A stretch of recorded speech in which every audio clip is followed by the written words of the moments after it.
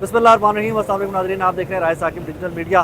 नाज़रीन, ज़हूरुल्लाह रोड से आपकी खिदमत में हाजिर हूँ, जहाँ रात को एक ग्रैंड ऑपरेशन किया गया पुलिस और एंटी करप्शन की जानिब से। उस ऑपरेशन की हकीकत क्या है और उसके बाद आज सारा दिन की डेवलपमेंट्स क्या हैं, मैं उसकी जानिब तो बाद में आता हूँ।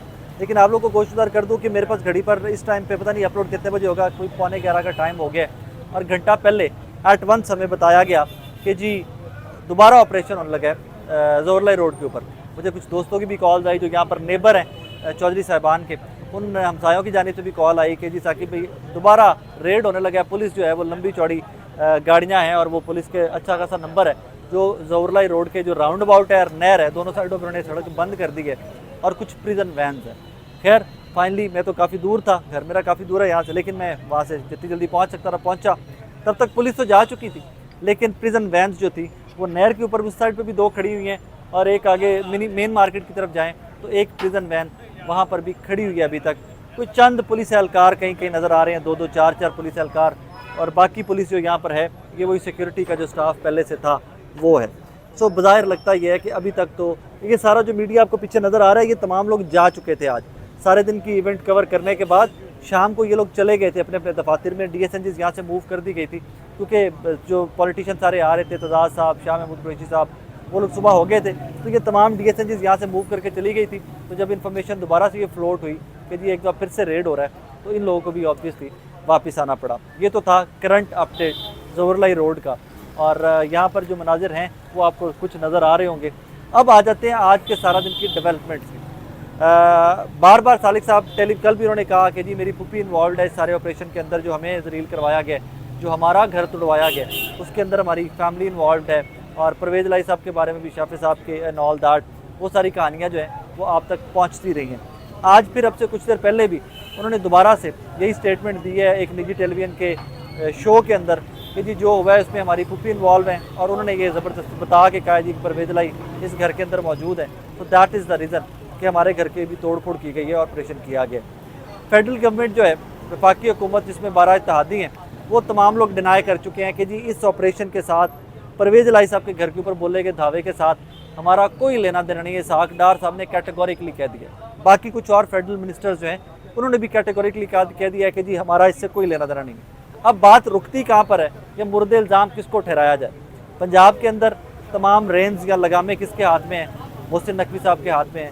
मोहसिन नकवी साहब कौन है? पीपल्स पार्टी के बहुत करीब हैं, जरदारी साहब के बहुत करीब हैं, मीडिया टाइकून हैं, और इस टाइम पे उम्रे की अदायगी के लिए पाकिस्तान से बाहर हैं। और IG साहब भी और बाकी जो बहुत सीनियर अफसरान हैं वो भी इस टाइम पे पाकिस्तान से बाहर हैं उम्रे की अदायगी के लिए।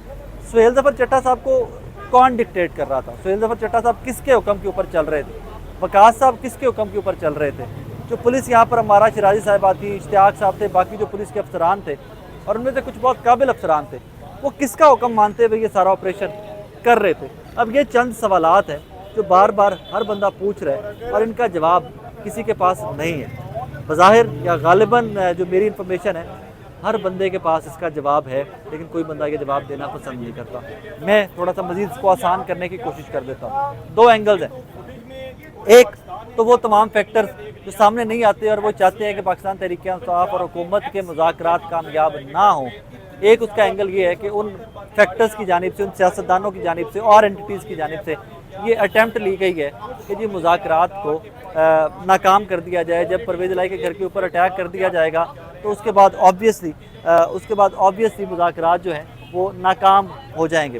और उसकी आज हमने थोड़ी सी झलकी देख भी ली है कि भाई साहब जब आप अटैक करेंगे परवेज़ लाई साहब के घर के ऊपर तो उसके बाद गवर्नमेंट ऑब्वियसली पाकिस्तान तहरीक-ए-इंसाफ के बैठने और गवर्नमेंट के बैठने के अंदर थोड़ा सा वो डिस्टेंस आ जाएगा, थोड़ी सी एम्बिग्विटीज़ आ जाएंगी, डाउट्स आ जाएंगे, और वो डाउट्स आज आ गए। सेकंड फैक्टर क्या हो सकता है? सेकंड फैक्टर इसके बाद क्या हो सकता है कि जी भाईजान पर बहुत सारे लोग इस घर के अंदर जो ख़वातीन थी स्पेशली, वो एक बंदे को बार बार मुर्दे इल्ज़ाम ठहराती हैं और उस बंदे का नाम है मोहसिन नकवी।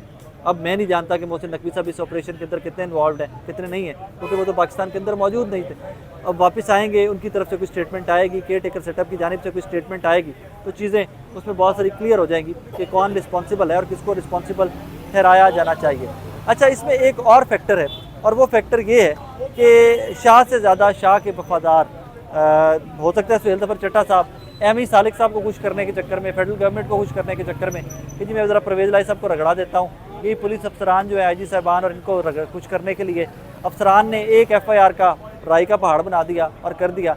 लेकिन ये चीज़ मेरी अकल में आती नहीं है, मैं इसको तस्लीम करने से कासिर हूँ, मैं ये मानने से कासिर हूँ कि इंज नहीं होंदा। ये एक साबिका वज़ीर-ए-आला, साबिका डिप्टी वज़ीर-ए-आज़म और एक साबिका वज़ीर-ए-आज़म के घर के ऊपर रेड हुआ था और बड़ा एक्सटेंसिव रेड हुआ था, जहाँ के पानी की टैंकियाँ और जो हर चीज़ है यार कट कर ले। So as I said earlier कि जी अंदर से तो जो स्पेशली जब वजाहत हुसैन साहब की तरफ कल रेड हुआ है तो उसमें तो ख़वातीन मोहसिन नकवी साहब को बार बार ब्लेम कर रही थी और कुछ और फैक्टर्स हैं जो इस्टेब्लिशमेंट और इन तमाम फैक्टर्स को इस टाइम पे मुर्द इल्ज़ाम ठहराया जा रहा था। लेकिन आज मेरी ज़ाती परसेप्शन या मेरा ज़ाती एनालिसिस ये है कि आज कोई भी अटेम्प्ट नहीं ली जाएगी दोबारा से रेड की। उसकी वजह ये है कि रात को तो चीज़ें फिर पुलिस की जितनी नफरी थी या जितनी थी, मुलाजमीन कम थे, लोगों को पता नहीं था, वर्कर्स नहीं थे, तो रात को तो चीज़ें कंट्रोल में रहीं। लेकिन अल्लाह कभी ना करे, अल्लाह कभी ना करे कहीं पर भी मुल्क में बदअमनी ऐसी ना फैले कि चीज़ें आउट ऑफ कंट्रोल हो। लेकिन आज तो अंदर यहाँ पर भी परवेज़ लाई साहब के घर के अंदर भी टेंट लगा दिए गए। इसका मतलब है कि अंदर भी बहुत सारे लोग आज मौजूद हैं। तो अल्लाह ना करे कि इस तरह का कोई रेड होता है तो चीज़ें आउट ऑफ कंट्रोल भी हो सकती हैं। एंड आई एम श्योर कि जो agencies, police, anti corruption, FIA, ये लोग जब रेड करते हैं या इस तरह का कोई इन्होंने बंदा गिरफ्तार करना होता है तो उनके पास पल पल की इंटेल आ रही होती है, पल पल की इंफॉर्मेशन आ रही होती है। So I hope and I pray कि कुछ भी इस किस्म का ना हो कि जिसमें आकर इनको फर्दर रिटेलिएशन का सामना करना पड़े।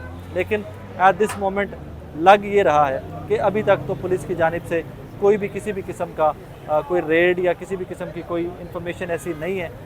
कुछ लोग अभी भी कह रहे हैं कि खाना पूरी करनी है, कुछ बंदे मज़ीद गिरफ्तार करने हैं, लेकिन मुझे ज़ाती तौर के ऊपर ऑन स्पॉट खड़े हुए जो हालात वाक़यात नज़र आ रहे हैं वो बड़े नॉर्मल से हैं। ट्रैफिक चल रही है, लोग आ रहे हैं, जा रहे हैं, DSNGs हैं, इनएक्टिव हैं। सो आई डोंट थिंक कि ये पॉसिबल होगा या इस तरह की कोई कार्रवाई होगी कि कोई ऑपरेशन फर्दर आगे चल सकेगा। बाकी बहरहाल जो भी फर्दर होंगी चीज़ें वो इंशाल्लाह आप तक पहुँचाने की कोशिश करेंगे। लेकिन अभी तक ज़फ़रलाई रोड के ऊपर अमन व अमान है। ऑब्वियसली परवेज़ लाई साहब अपने घर पर मौजूद नहीं है, शुजात हुसैन साहब की फैमिली है, परवेज़ लाई साहब की फैमिली अपने घर के ऊपर है, वजाहत हुसैन साहब की फैमिली अपने घर पे मौजूद है और मुन्नस लाई साहब तो ऑब्वियसली स्पेन में है। यहाँ पर एक चीज़ ज़रा गौर तलब है कि अभी तक परवेज़ लाई साहब की कोई स्टेटमेंट नहीं आई नाज़रीन। अभी तक मुन्नस लाई साहब की 2 ट्वीट्स आई हैं और बड़ी नपी तुली, बहुत केयरफुल ट्वीट्स आई हैं। So I hope and I pray कि चौधरी बड़ा इसको टेक्टफुली, बड़ा वो अच्छे तरीके के साथ इस सारे मैटर को हैंडल कर रहे हैं with in the family, outside the family और पॉलिटिकली भी इसको अच्छे तरीके के साथ हैंडल कर रहे हैं। बाकी फर्दर देखते हैं कि किस तरफ किस करवट बैठता है, क्योंकि फेडरल गवर्नमेंट तो मुकर गई कि हमारा कोई लेना देना नहीं है और पंजाब गवर्नमेंट के ऊपर सारी जिम्मेदारी, और वो भी केयर टेकर सेटअप, क्योंकि पता है आपको केयर टेकर सेटअप बहुत फीबल और कमज़ोर सा सेटअप होता है, क्योंकि सारी की सारी जिम्मेदारी जो है वो तो केयर टेकर सेटअप के ऊपर आन गिरी है। बाकी अपना बहुत सारा ख्याल रखिएगा। जो मज़ीद कोई अपडेट्स होंगे यहाँ से, वो कोई रात को रेड या इस किस्म की गिरफ्तारी की कोई अटैम्प्ट होगी, कुछ भी होगा तो इंशाल्लाह कोशिश करेंगे कि आपको अपडेट रखें। अपना ख्याल रखें।